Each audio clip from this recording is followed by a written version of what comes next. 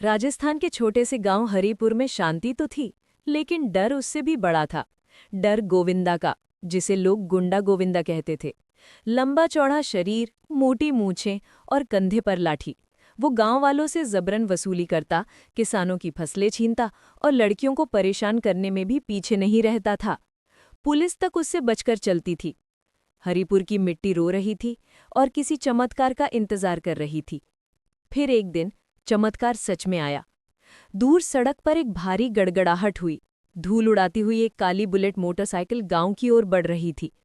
गांव के मोड़ पर बाइक रुकी और उस पर से उतरी कैप्टन रिद्धिमा सिंह, भारतीय सेना की शूरवीर योद्धा, सीमा पर अपनी हिम्मत साबित कर चुकी, हरिपुर की बेटी। वो सीधे अपने पुराने घर पहुंची, लेकिन गांव की हवा में फैली उदासी ने उनका मन बेचैन कर दिया। शाम को नदी किनारे एक बूढ़ा किसान रोते हुए मिला। बेटी, गोविंदा ने फिर मेरी फसल लूट ली, अब कौन बचाएगा हमें? रिद्धिमा की आंखों में गुस्से की आग भड़क उठी। चाचा, अब डरने की जरूरत नहीं, जब तक मैं हूं गोविंदा का आतंक यहीं खत्म होगा। सुबह रिद्धिमा चौपाल पर पहुंची। वहां गोविंदा अपने 3 गुर्गों के साथ अकड़कर बैठा ग्रामीणों को धमका रहा था। रिद्धिमा ने आगे बढ़कर कहा, गोविंदा, अब हरिपुर में तुम्हारी गुंडागर्दी बंद। गोविंदा हंसा, और तू रोकेगी मुझे? तू अकेली? रिद्धिमा बेहद स्थिर खड़ी रही। अकेली नहीं हूं, सच के साथ हूं, और सच को कभी भीड़ चाहिए भी नहीं। गोविंदा गुर्राया, गुर्गों, इसे रास्ता दिखाओ। पहला गुर्गा लाठी लहराता हुआ दौड़ा।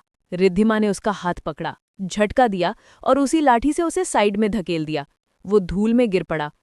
दूसरा पीछे से आया, लेकिन रिद्धिमा ने घूमकर उसकी गर्दन पकड़ी और उसे जोर से जमीन पर फेंक दिया।